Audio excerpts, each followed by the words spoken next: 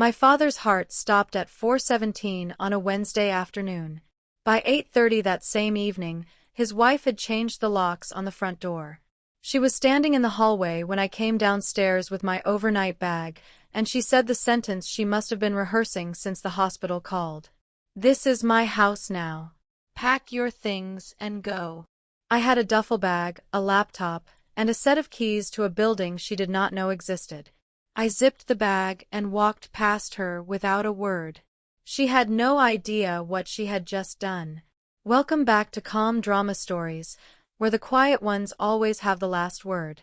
If you are new here, subscribe and hit the bell so you do not miss what happens next. Trust me, you are going to want to stay for this one. The Wednesday before my father died, I drove 40 minutes to his house for dinner, the way I did every week. Linda had made pot roast. She always made pot roast on Wednesdays, and she always set 3 places at the table. Mine was never one of them. I did not say anything about it anymore. I had stopped saying anything about it 6 years ago. I would come in through the side door, find my plate in the cabinet, set it at the corner of the table where the placemat was a little shorter than the others, and eat whatever Linda had cooked. The routine was so familiar that it no longer required thought. My father was sitting at his usual chair when I walked in. He looked smaller than I remembered. His skin had the color of old newspaper, and his hands shook when he picked up his fork. He had been losing weight for months, and Linda kept saying it was his appetite. But I had pulled his medical records through the hospital portal. I knew it was his heart. Cora was scrolling through her phone across from him, her chair pushed back from the table, one knee up. She was 24 and still living at home, which Linda described as smart, and which I described as nothing because it was not my business. My father asked me a question halfway through the meal. He set his fork down and said, "Did you get that building file sorted out?" Linda cut him off before I could answer. "Douglas, not at dinner. We were talking about the remodel." He looked at me. I looked at him. He picked up his fork again. After dinner, I washed the dishes. I always washed the dishes. On the counter beside the sink, there was a stack of mail. The electric bill, an insurance statement, and a letter from a law firm addressed to Douglas Irving. The envelope was unopened. Linda swept the entire stack into a drawer before I could read the return address. "Just junk," she said. I dried my hands on the towel and drove home. The onion smell from the cast-iron skillet stayed on my coat the entire drive back. I rolled the window down at the highway merge and let the cold air pull it out. That was the last Wednesday I ate in that house. My mother died when I was 10. Her name was Helen, and she had brown hair and a quiet laugh, and a way of folding laundry that made it look like she was thinking about something else entirely. I remember the laundry more than I remember the funeral. After she was gone, my father did not know what to do with a 10-year-old girl who cried in the bathtub every night. He was not built for conversations about feelings. He was built for spreadsheets and assessments, and the particular kind of silence that men from small towns carry around like a second coat. So he did the only thing he knew how to do. He taught me math. Every Saturday morning, he drove me around in his old truck, the kind with cloth seats that smelled like leather even though they were not leather, and we looked at houses. Not to buy, just to look. He would pull up in front of a property with a for sale sign and say, "What do you think this one's worth?" I would guess. He would correct me. Then he would explain why. Square footage, lot size, comparable sales, interest rates, the way a north-facing kitchen lost value in winter markets. I did not understand half of it, but I understood that he was talking to me, and that was enough. By the time I was 12, I could read a mortgage statement faster than most adults. I could estimate property tax from a listing photo. I could tell you whether a house was overpriced by the way the agent described the neighborhood. "Money does not fix everything," my father said one Saturday, idling in front of a 2-story colonial with a cracked driveway. "But it fixes a lot of things that people pretend have nothing to do with money." That same year, he married Linda. She came into the house with a 2-year-old daughter named Cora and a smile that covered every room like fresh paint. She rearranged the kitchen. She bought new curtains. She cooked pot roast on Wednesdays and banana bread on Sundays, and she called my father honey in a voice that made it sound like she had been practicing. I wanted to like her. I tried. But within 6 months, my bedroom had been repainted pink and renamed Cora's playroom, and I was sleeping in the smallest room in the house, the one next to the garage that smelled like motor oil and cold concrete. My father said, "Linda had a hard time before. Be patient." I was 12. I was patient. Linda was not a bad person the way people in movies are bad. She did not yell or throw things or lock me in a closet. She was worse than that. She was thorough. Within 2 years of moving in, she had reorganized every room in the house to center around Cora. The family photos on the mantel shifted. First, a few of Helen were moved to the hallway, then to the upstairs landing, then to a box in the attic labeled Old Frames. Linda replaced them with studio portraits of herself, Douglas, and Cora. In one of them, taken at a department store photo booth, all 3 of them wore matching navy sweaters. I was not in the photo. I had not been invited to the session. She controlled the money, too. Not in a dramatic way. She kept a spreadsheet on the family desktop. Every grocery run, every gas receipt, every subscription, she tracked it and presented it to my father on the 1st of each month. She called it our family budget review. It was the only meeting I was never invited to attend. When I asked my father about it, he said Linda had been through financial hardship in her first marriage. Her ex-husband had left her with nothing. No savings, no car, no credit history. The fear of that happening again drove her to control every dollar that entered the house. I understood the logic. I even felt sympathy for it for a while. But sympathy has a shelf life when the person receiving it uses it to justify pushing you further and further from the center of your own family. By the time I was 14, my room was the smallest in the house, and my name was the one Linda forgot to write on the Christmas cards. She sent them every December. The Irving family on the front, a photo of the 3 of them on the back. When our neighbor, Mr. Hamblin, asked why I was not in the picture, Linda laughed and said, "Oh, Paige is so busy with school. She never has time for photos." I was standing right there. I was not busy. I had been home all afternoon. My father heard the exchange. He looked at me across the kitchen counter, and for a moment I thought he was going to say something. He opened his mouth, then he closed it.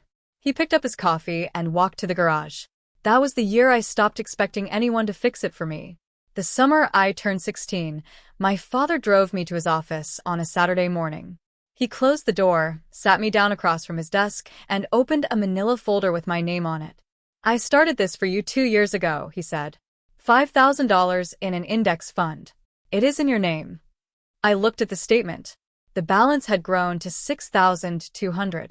I did not understand compound interest yet, not really, but I understood the weight of what he was doing. He was building something for me that Linda could not reach. "Do not mention this to Linda," he said. He held up his hand before I could respond. "Not because it is a secret, because she will worry. She worries about everything that she cannot track on her spreadsheet." He taught me how to read the quarterly reports. He showed me how to check the fund's performance against the index. He handed me a pocket calculator, a cheap one, the kind with a cracked plastic case and buttons that stuck, and said, "Keep this. Do your own math. Always." I kept it. I still have it. Over the next 2 years, my father added to the fund when he could. Not large amounts. A few hundred here, 1,000 there. He also started talking to me about a building he owned a partial stake in, a commercial property downtown, 6 floors, mostly office space. He had bought in when the neighborhood was rough and the price was low. "Someday, this will be yours," he said, the way other fathers might say. "Someday, this truck will be yours." I nodded. I did not ask questions. I had learned by then that when my father gave me something, the best thing I could do was be quiet and hold on to it. The desk lamp hummed. The calculator clicked under my thumb. Outside, through the office window, I could hear a lawnmower running 2 houses down, and the low static of the AM radio my father always kept tuned to the market station. 6 years later, I graduated summa laude in forensic accounting. The fund my father started with $5,000 had grown to $62,000. And the building downtown, the one he said would someday be mine, was already in my name. He had transferred the first shares on my 18th birthday. I did not tell anyone. There was nothing to tell. It was just math. I left for college at 18 and did not come back. Not in the way people leave dramatically. No slamming doors, no tearful goodbyes, no arguments in the driveway. I just packed 2 suitcases, loaded them into the used sedan my father had helped me buy, and drove east to a university 4 hours away. Linda waved from the kitchen window. Cora, who was 8 at the time, did not look up from the television. I rented an apartment near campus, a studio with one window that faced a parking lot, a radiator that clanged at night, and a coffee maker I bought at a thrift store for $7. The coffee was terrible. I drank it every morning and felt for the first time in 6 years like I could breathe. My father and I talked every Sunday. He would call at 9 o'clock in the morning before Linda was up, and we would spend 20 minutes going over the fund, the building shares, the market. He never asked about my classes.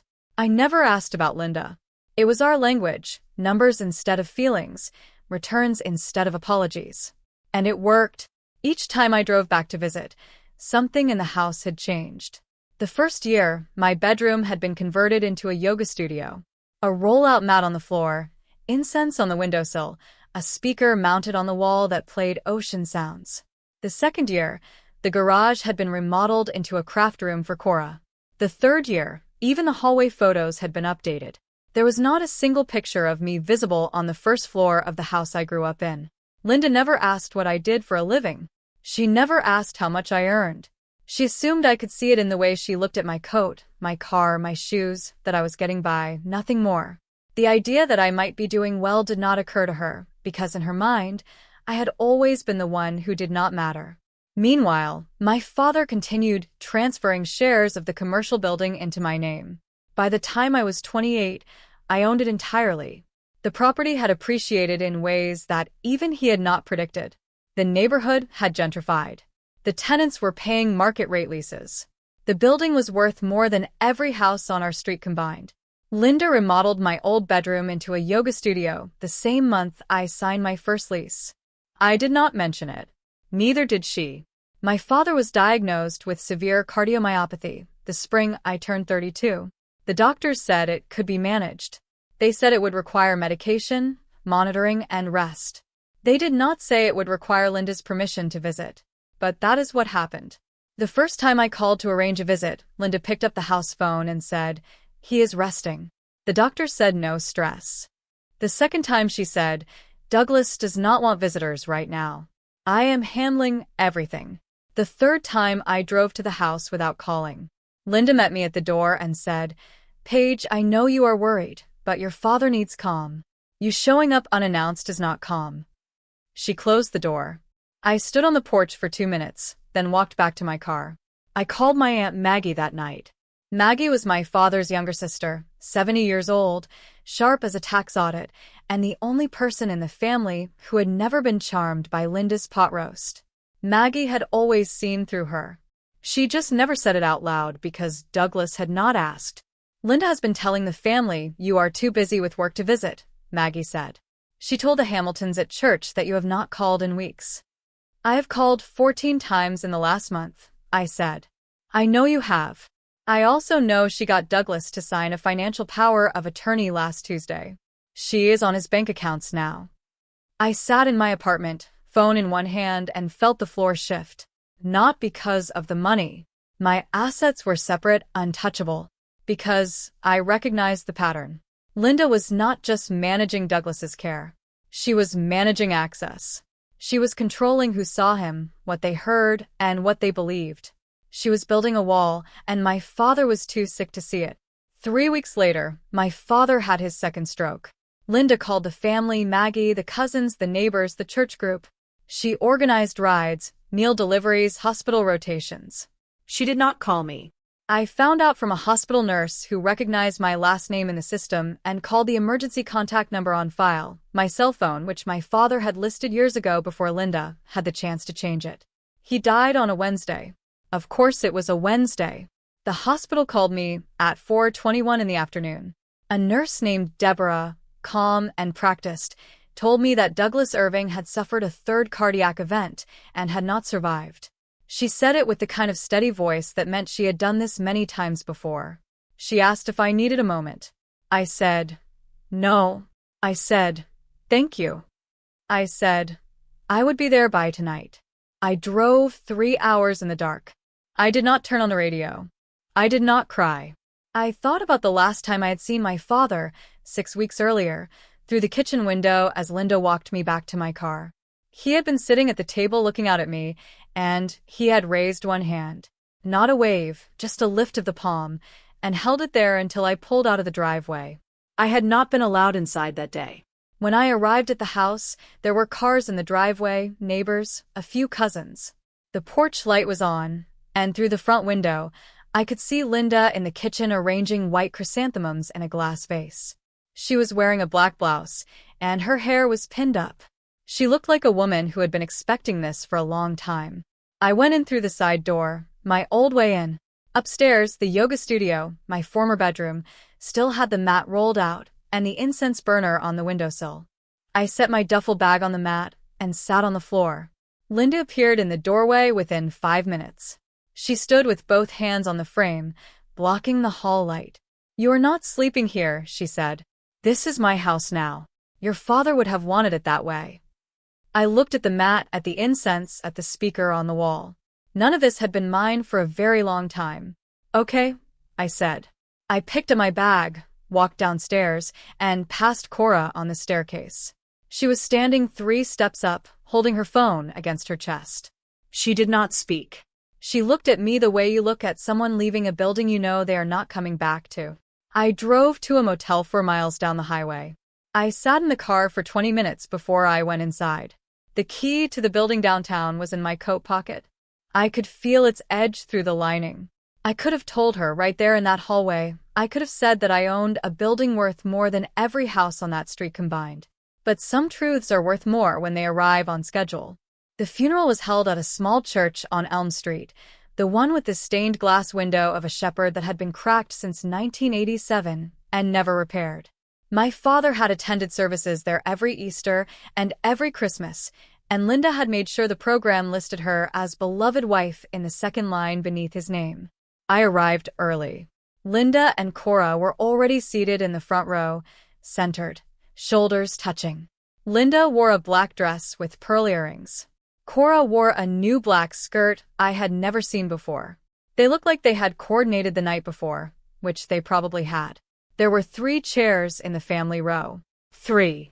I sat in the 3rd row between a woman I did not recognize and an empty space. The seat creaked. The lilies on the altar smelled like a hospital waiting room. Maggie arrived 5 minutes before the service. She walked straight past the front row, past Linda's pearl earrings and Cora's new skirt, and sat down beside me. She took my hand and held it on her knee without a word. Then she leaned over and whispered, Douglas prepared everything. Trust me. I nodded. I did not ask what she meant. I could feel the shape of it coming, the way you feel weather changing before the sky changes color. The pastor spoke. 2 neighbors gave short eulogies. One of them called my father a quiet man who showed love through actions, not words. I almost smiled at that. Afterward, in the church parking lot, a neighbor named Mr. Embry approached me. He was holding a paper cup of coffee from the fellowship hall, and he looked confused. Paige, why were you not sitting with a family? There were only 3 chairs, I said. He blinked. He looked at Linda, who was accepting condolences near the hearse with one hand pressed to her collarbone, and he looked back at me, and he said nothing else. Linda made an announcement before the cars pulled away. She stood on the church steps in her black dress, steadied by Cora's arm, and addressed the group. Douglas was very clear, she said. The house is our family home. Cora and I will be staying there, as he always intended. She did not look at me when she said it. She did not need to. What she did not announce was the meeting with the estate attorney scheduled for the following Thursday. Linda started her inventory the morning after the funeral. She began with the house. She called a real estate appraiser, a man named Garfield who wore square glasses and carried a clipboard. He walked through every room, measured the kitchen, opened the attic hatch, and tapped the basement walls with his knuckles. He told Linda the house was worth approximately $380,000. Linda wrote the number on the back of an envelope and underlined it twice. Next, she went to the bank. She presented Douglas's death certificate and requested a summary of all accounts. The teller pulled up the joint savings account. $140,000. Linda frowned. Douglas had earned a good salary for 30 years. Where was the rest? She asked the teller to check for additional accounts.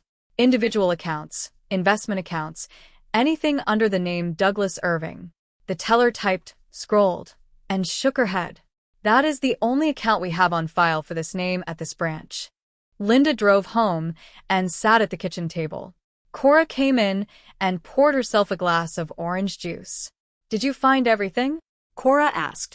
$380,000 for the house, $140,000 in savings. That is it. Cora set the glass down. That cannot be right. Did you not say he had a building or something downtown? Linda looked up. A building? He used to ask Paige about some building file every Wednesday. You always changed the subject. Linda's face went still. The kitchen was quiet except for the hum of the refrigerator and the drip of the faucet she had been meaning to fix for a year. What building? Linda said. Cora shrugged. I do not know. I just heard him mention it. Linda picked up her phone and called the estate attorney's office. She demanded an earlier meeting. The receptionist said the soonest available was still Thursday. Linda said she would take it. She hung up and sat in the kitchen for a long time. The coffee in her mug went cold. The real estate appraiser's number, $380,000, was still on the back of the envelope, underlined twice. She had expected more. She had expected much more. And for the first time since my father died, I was not the one in the family who was afraid. I stayed at the Pinewood Motor Lodge for 5 nights. The room was $39 a night, and the mattress sagged in the middle, and the shower curtain had a mildew stain shaped roughly like the state of Ohio. It was fine. I had slept in worse places during college. Every morning, I woke up before 6 o'clock and lay in the dark staring at the ceiling. The neon sign outside the window, vacancy, always vacancy, cast a pink glow through the curtain that shifted each time a truck passed on the highway. In those moments, I did not think about money. I thought about my father, about the Saturday drives, about the calculator, about the way he raised his hand through the kitchen window the last time I saw him, not waving goodbye, just holding still. Grief does not care how much money you have. It shows up at 3 o'clock in the morning in a motel room that smells like bleach, and it sits on the edge of the bed, and it waits. On the 3rd morning, I called my attorney, Mitchell Hale. He was a 46-year-old estate and asset protection lawyer who spoke in paragraphs and wore ties that were always slightly crooked. I had retained him 2 years earlier when I first realized Linda was positioning herself around my father's finances. I need you to confirm everything is current, I said. Mitchell pulled the files. He read the list back to me. The 6-story commercial building downtown, 100% in my name, transferred in stages between 2008 and 2020. The index fund, now valued at $4.2 million. The secondary real estate portfolio, diversified across 8 properties in 3 states, totaling $5.8 million. Cash reserves and brokerage accounts rounding out the balance. Total value under your name as of Douglas's date of death, approximately $28 million. Mitchell said, none of it is part of his estate. None of it is subject to probate. None of it is Linda's to claim. I know, I said. I just needed to hear you say it. Are you expecting a challenge? From Linda? Yes. She will not win. I know that, too. I hung up and sat on the edge of the motel bed. Outside, a semi-truck downshifted on the highway, and the pink neon sign flickered once and steadied. My father did not leave me money. He left me the roots. I grew the rest myself. I opened my laptop that night and reviewed the portfolio the way I did every quarter. Not because I needed to, because it was the only ritual I had left that still felt like a conversation with my father. The commercial building was the anchor. 6 floors, 32 tenants, full occupancy for the third consecutive year. My father had bought his first shares when the neighborhood was still zoned industrial, and the closest restaurant was a taco stand that operated out of a converted school bus. He used to drive me past it on Saturdays and say, "Someday, this block will be worth something." He was right. The building alone was valued at approximately $18 million. That number would have been unimaginable when he first bought in. But 25 years of appreciation, neighborhood redevelopment, and commercial lease rates had done what numbers always do when you leave them alone long enough. The index fund, the one he started with $5,000 when I was 16, had grown to $4.2 million. Most of that growth was compound returns, reinvested dividends, and my own contributions from my salary over the years. My father put in the first seed. I watered it every month like he taught me. Then there were the secondary holdings. Equity in 8 smaller commercial properties across 3 states, purchased through the fund's returns and reinvested rental income. $5.8 million. Nothing flashy. Nothing speculative. Just boring, patient, long-term accumulation. The kind of wealth that does not show up in a person's shoes or handbag. $28 million under the name Paige Irving. Not a single dollar was in Douglas Irving's estate. Linda was fighting over a house worth $380,000. She was fighting over savings of $140,000. She was changing locks and arranging chrysanthemums and rehearsing sentences about my house while the person she had kicked out held a portfolio worth more than 50 times the property she was so desperate to claim. I closed the laptop. The motel room was dark except for the blue glow of the screen fading from the ceiling. Outside, a car pulled into the lot, headlights sweeping across the curtain, then cutting off. I did not feel victorious. I did not feel righteous. I felt tired and I missed my father, and I wanted to call him and tell him the numbers the way I had every quarter for 18 years. But some calls cannot be made. Linda called me on a Monday evening, for days before the will reading. It was the first time she had dialed my number since the night she told me to pack my bags. Paige. Her voice was sweet, controlled, the same voice she used when company was over, and she needed me to clear the dessert plates. I need to ask you something. Go ahead. Your father, did he ever mention a building? Something downtown? Cora said he used to bring it up at dinner. A building? I said. Yes. Some kind of commercial property. I've been going through his papers and I cannot find anything about it. I think everything will be clarified at the reading on Thursday. Silence. Then, Paige, I was his wife for 22 years. I have a right to know what he owned. Then the attorney will explain it. I do not want to wait until Thursday. I want to know now. I understand. Are you going to tell me? I think Thursday is the right time. She hung up. Then she called back. I did not answer. She called again and again. 3 calls in 7 minutes. I set the phone face down on the motel nightstand and listened to it vibrate against the wood. 3 short buzzes each time until it stopped. If you have ever sat across from someone who only calls when they need something, you know the tone. It is sweeter than any voice they have ever used with you before. It arrives without an apology for the last thing they said. It skips over the part where they kicked you out of your own home on the night your father died, and lands directly on the part where they need information. Linda did not call to see how I was doing. She did not call to say she was sorry about the locks or the duffel bag or the 3 chairs at the funeral. She called because she had found a number that did not add up, and I was the only variable she had not accounted for. I turned off the phone and lay in the dark. The mattress sagged. The neon sign blinked.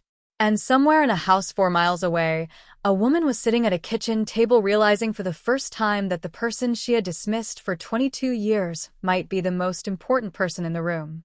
She just did not know how important yet. Maggie called me on Tuesday morning. She did not say hello. She said, Linda withdrew $80,000 from the joint savings account yesterday. I sat up in bed. How?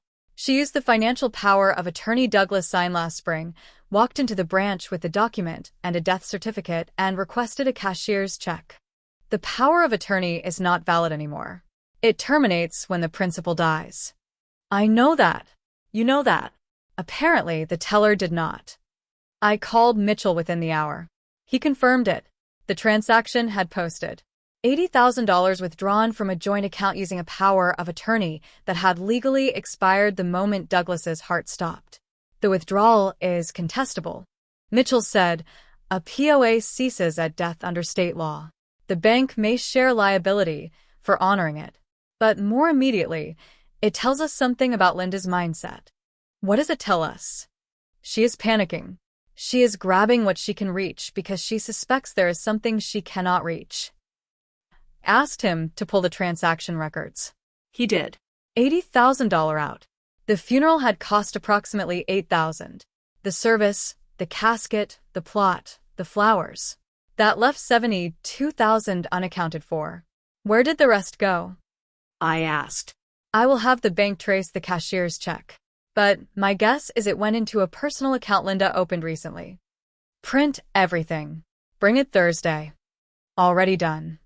I hung up and sat at the small motel desk, the one with the laminate top that was peeling at the corner. The printer in Mitchell's office was probably running right now. Transaction statements, POA expiration dates, state statute citations. Each page another brick in a wall that Linda did not know was being built around her. She had taken the money because she was scared. I understood that. Fear makes people do things that logic cannot explain. But understanding something is not the same as excusing it. And $80,000 withdrawn from a dead man's account using an expired legal document is not fear. It is theft dressed up in black clothing and pearl earrings. The will reading was in 4 days. Linda had no idea that every dollar she moved was being documented. Every transaction, every timestamp, every signature she had no legal right to make. I set my phone on the nightstand and turned it off again. Thursday would come soon enough. The law office of Harlan Beckett was on the second floor of a brick building on Main Street, above a dentist's office and across from a bakery that smelled like cinnamon rolls every morning at 7 o'clock. The staircase was narrow, the banister was wooden, and the carpet on the landing had been replaced so many times that the color no longer matched the walls. Harlan's conference room had a long oval table made of dark wood, 8 chairs upholstered in green leather, and a window that overlooked the parking lot. On the wall behind his chair hung a framed law degree from a state university and a clock with Roman numerals that ticked louder than it should have. Linda arrived first. She wore a black blazer, pressed slacks, and the same pearl earrings from the funeral. Cora followed behind her in a gray cardigan clutching a small handbag. They sat at the head of the table as though the seating chart had already been decided. Maggie came next. She wore a navy blue dress she had probably owned for 20 years and a pair of flat shoes that made no sound on the carpet. She sat halfway down the table and folded her hands. 2 of my father's cousins arrived together, Arthur and Dean, both in their 60s, both wearing ties that were slightly too short. They nodded at Linda, nodded at Maggie, and took seats near the window. I was the last to walk in. Mitchell was beside me carrying a leather briefcase with brass clasps.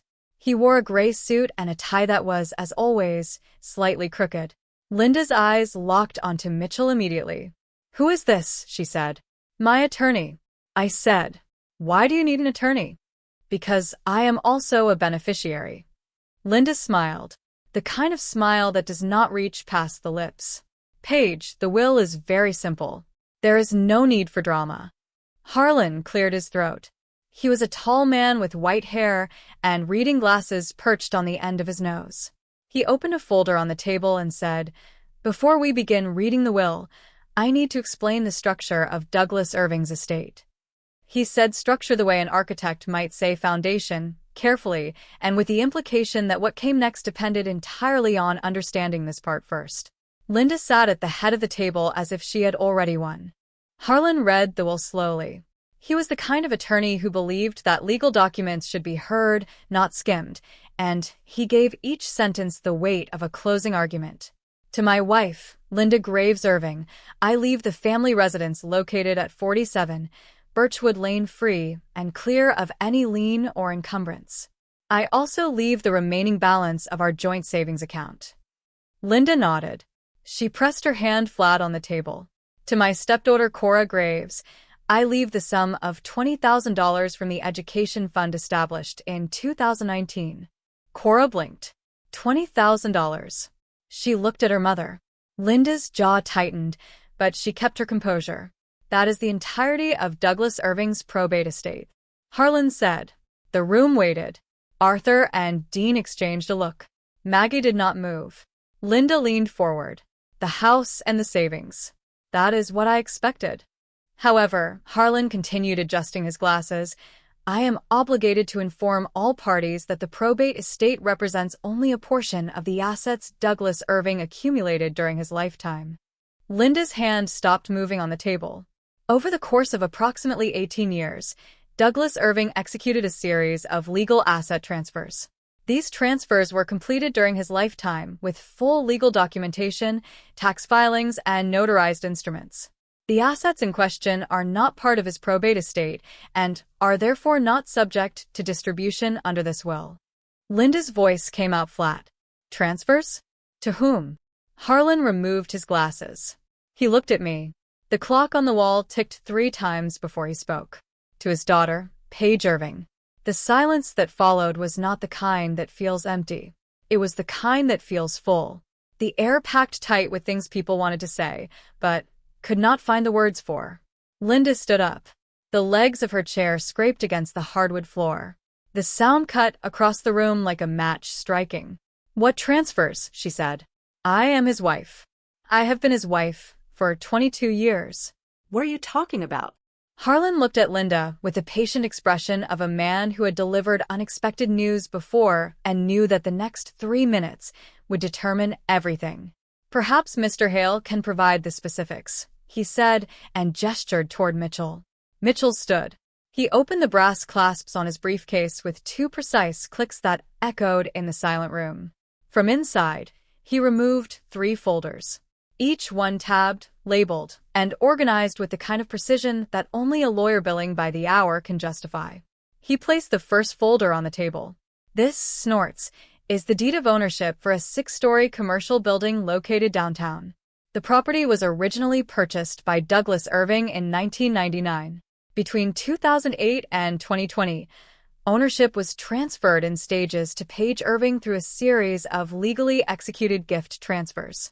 Each transfer was filed with the county recorder, accompanied by gift tax returns and notarized. He opened the second folder. This is the summary statement for an investment portfolio held in the name of Paige Irving since 2008. The portfolio includes index funds, dividend reinvestment accounts, and equity in 8 additional commercial properties across 3 states. He opened the third folder. This is a consolidated asset valuation prepared by a certified public accountant dated as of the week of Douglas Irving's death. Mitchell set his hand on the third folder and looked at the room.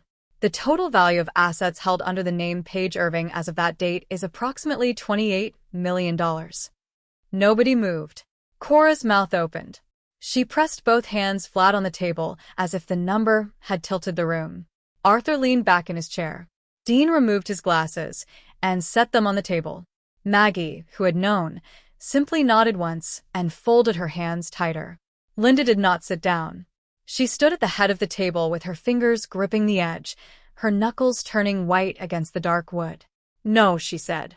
No, that is his money. She stole it. Mitchell did not raise his voice. Every transaction was executed by Douglas Irving voluntarily, with independent legal counsel, over a period of 18 years. These are not estate assets. They are the personal property of Paige Irving. Linda turned to me. Her face was the color of the conference room walls, flat, pale, stripped of the composure she had worn like armor since the funeral. You knew, she said. You sat in the house every Wednesday and ate my food and you knew. I looked at her. You kicked me out 4 hours after my father died. You changed the locks before his body was cold. You want to talk about what I knew? The clock ticked. Nobody spoke. Mitchell was not finished. He reached into the briefcase one more time and removed a single sheet of paper. He placed it in the center of the table, face up, aligned with the edge. There is one additional matter, he said. Linda was still standing. Her hands had not left the edge of the table. Cora had tears running down both cheeks, but was making no sound. On the 9th day following Douglas Irving's death, Mitchell continued, A withdrawal of $80,000 was made from the joint savings account at First Regional Bank. The withdrawal was executed using a financial power of attorney signed by Douglas Irving in March of this year. Harlan looked up from his folder. He already knew where this was going. Under state law, Mitchell said, a power of attorney terminates automatically upon the death of the principal. Douglas Irving died on October 11th. The withdrawal was made on October 20th. The document used to authorize it was no longer valid. Linda's voice came out tight. I needed that money for the funeral. Mitchell slid the paper closer to her. The funeral expenses, as documented by the service provider, totaled $8,214. The withdrawal was $80,000. That leaves $71,786 unaccounted for. The room had the kind of quiet that happens when everyone is doing math in their head at the same time. Arthur looked at the ceiling. Dean looked at his shoes. Maggie looked at Linda, with an expression I had never seen on her face before. Not anger, not pity, but something closer to resignation. As if she had hoped, until this exact moment, that she was wrong about who Linda really was. Harlan spoke next. His voice was measured. Linda, I would advise you to consult with independent counsel before making any further regarding that transaction. Cora whispered, Mom. Just the one word. She said it the way someone says it when they are not asking a question, but making a request. Please stop. Please sit down. Please tell me this is not what it looks like. Linda did not sit down. She did not speak. She stood at the head of the table with both hands still gripping the edge, and for the first time in 22 years, she had nothing left to say. Somewhere behind the wall in the dentist's office below, a drill started up. The sound rose through the floor like a small persistent alarm that nobody could turn off. Linda sat down. It was not graceful. She dropped into the chair like someone had cut the strings, and her hands fell into her lap, and she stared at the table. 22 years, she said. Her voice was smaller now. The command was gone from it. I cooked for him. I cleaned for him. I drove him to every appointment. I sat in the hospital for 11 hours the night of his first stroke. I held his hand. Nobody answered. The clock ticked. I did not have a career, she said. I did not have savings before him. My first husband left me with a leased car and a maxed credit card and a daughter who was 18 months old. Douglas knew that. He knew what I came from. He promised me I would never go through that again. She looked at Harlan. Does none of that matter? Harlan said carefully, the house is yours. The savings, minus the contested withdrawal, are part of the estate.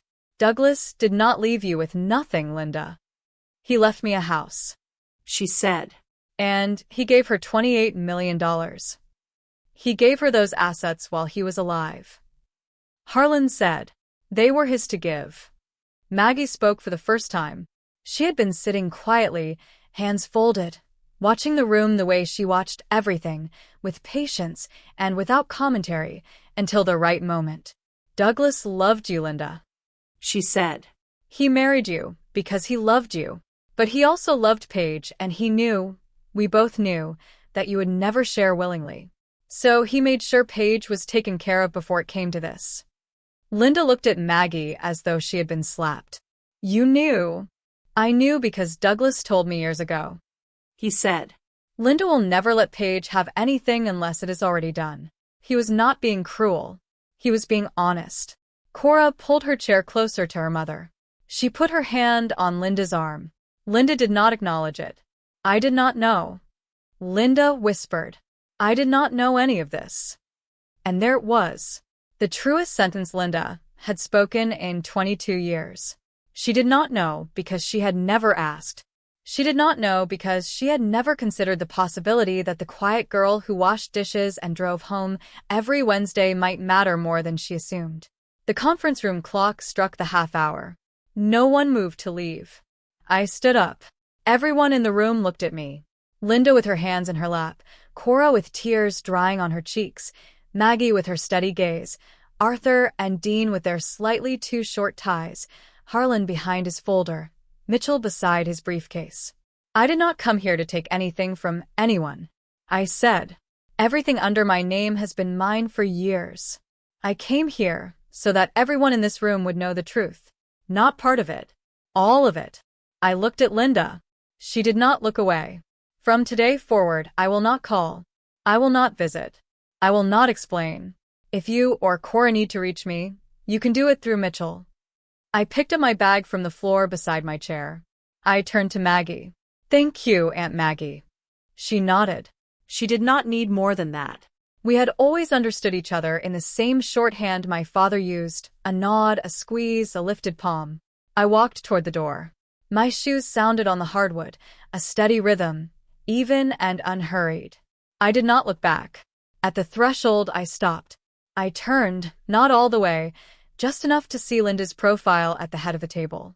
You said the house is yours. I said. Then keep it. I do not need it. I never did. I closed the door behind me.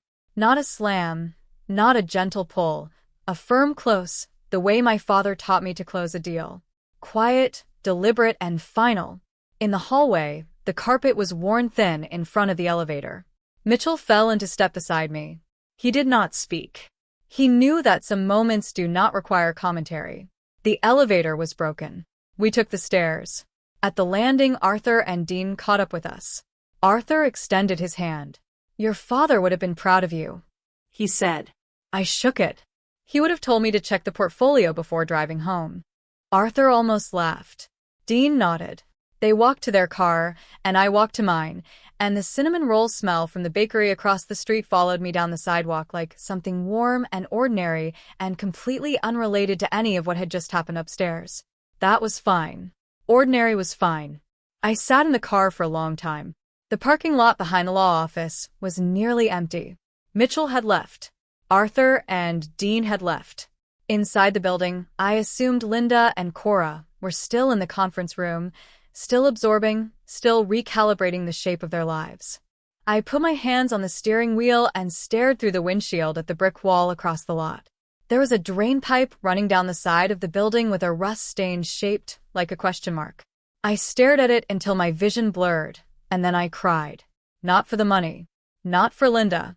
Not for the 22 years of three-place settings and missing Christmas cards and a yoga mat where my bed used to be.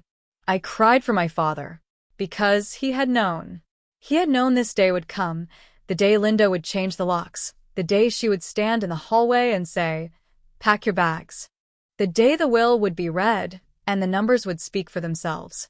He had seen it years ago, the way he saw undervalued properties and market corrections, and he had prepared for it the only way he knew how. Not with words, with numbers, with documents, with 18 years of quiet transfers, each one a small act of love disguised as paperwork. He could not stop Linda from being who she was. He loved her in his way, and he had chosen to stay with her, and I understood that choice even if I could not fully forgive it. But he had made sure that when the day came, and he knew it would come, I would be standing on ground that no one could take from me. I wiped my face with the back of my hand. I started the car. On the way home, I drove past the building. My building. 6 stories of glass and brick with a small brass plaque near the entrance that read, Irving Commercial. I had not changed the name. I did not plan to. I pulled over and sat with the engine idling, looking up at the windows on the 4th floor where the lights were still on.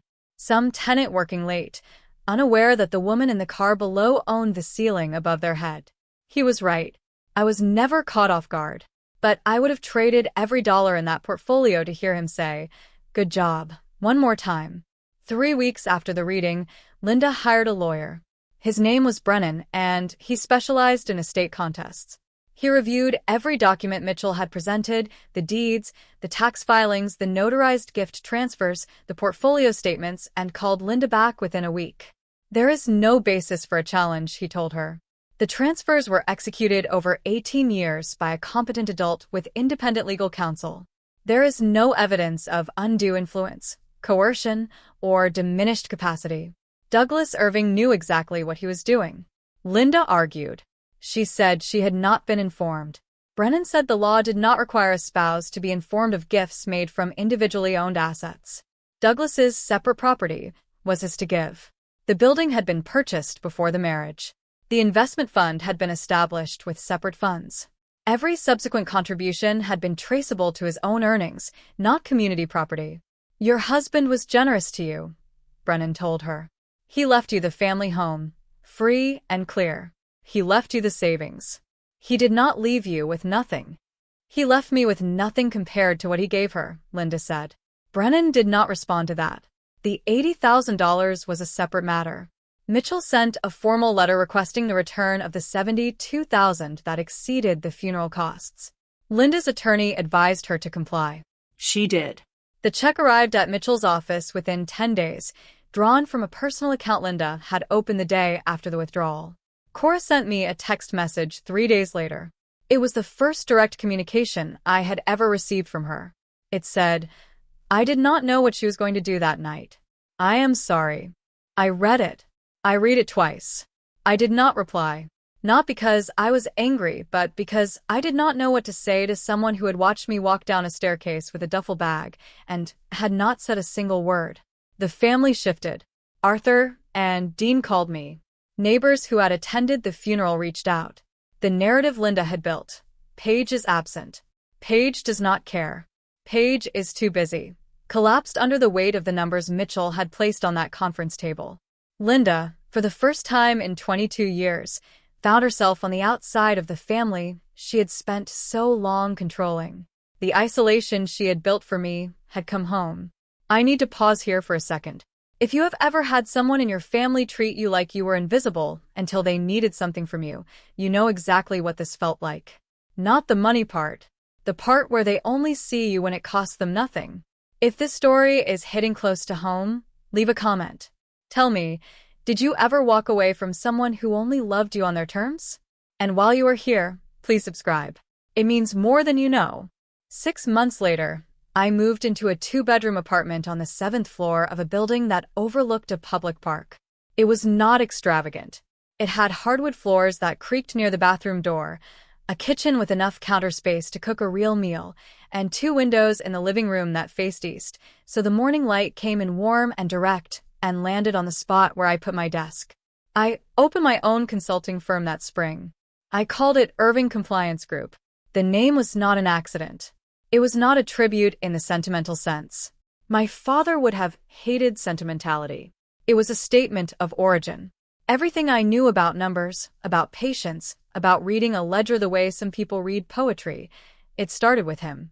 Maggie came for dinner once a month. She brought bread from the bakery near her house, and a bottle of wine she swore was on sale, but never actually was. We ate at the small table by the window and talked about Douglas.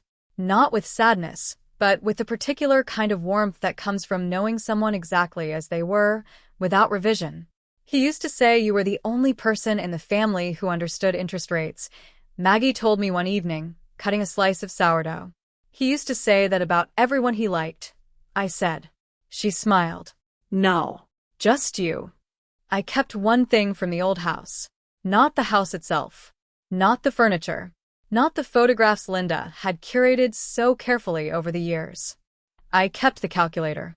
It sat on my desk beside my laptop, a 30-year-old pocket calculator with a cracked plastic case, yellowed buttons, and a display that flickered when you pressed the equal sign too hard. It was the same one my father had handed me the summer I was 16 in his office, with the desk lamp humming and the AM radio murmuring behind us. Linda did not call. I did not expect her to. Cora had sent one more letter, handwritten on stationery I did not recognize. She wrote about her job search, about the house feeling different now, about how she wished things had been different. I read it. I set it on the kitchen counter and let it sit there for a week. Then I put it in a drawer. I was not ready to reply, and I had learned, finally, that not being ready was not the same as not caring. I was sitting at my desk on a Tuesday morning when I picked up the calculator. It was heavier than it looked. The plastic was warm from the sunlight coming through the window, and the buttons had the soft resistance of something that has been pressed 10,000 times and expects to be pressed 10,000 more. The brand name on the bottom had worn off years ago. The battery compartment had a piece of tape holding it shut, the same piece my father had put there when I was 17, and the latch broke during a Saturday drive. I turned it on. The screen lit up, a faint gray-green glow, the numbers slightly uneven. the decimal point brighter than the digits. It still worked. Of course it still worked. My father did not buy things that stopped working. I typed in the number. 28,000,000,028 million. I looked at it for a long time. The screen held the number without judgment, without commentary, without applause. It was just math. The same way it had always been just math. On those Saturday drives, in the office with the desk lamp, on the quarterly calls, in the motel room at 3 o'clock in the morning. My father had said once, sitting in his truck outside a Colonial with a cracked driveway, "Money does not fix everything, but knowing how to count it means you will never be caught off guard." He was right. I was never caught off guard. Not by Linda, not by the locks, not by the 3 chairs, not by any of it. But I would have traded every dollar on that screen to hear him say it one more time. I turned the calculator off. The screen went dark. I set it back on the desk next to the laptop, where it had been every day since I moved in. Then I picked up my coffee, opened my email, and started the day. Outside, the park was filling with joggers and dog walkers, and a woman pushing a stroller through the fallen leaves. The sun was still coming through the east window. The floor creaked near the bathroom door. The bread Maggie had brought on Sunday was still on the counter, wrapped in a cloth napkin, and there was enough left for toast. This was my life. I had built it, and it was enough. My name is Paige Irving, and that is my story. My father did not leave me money. He left me the one thing money cannot buy, the ability to never need anyone's permission to exist. If this story meant something to you, please like, subscribe, and share it with someone who needs to hear it today. There are more stories like mine in the description below. I will see you in the next one.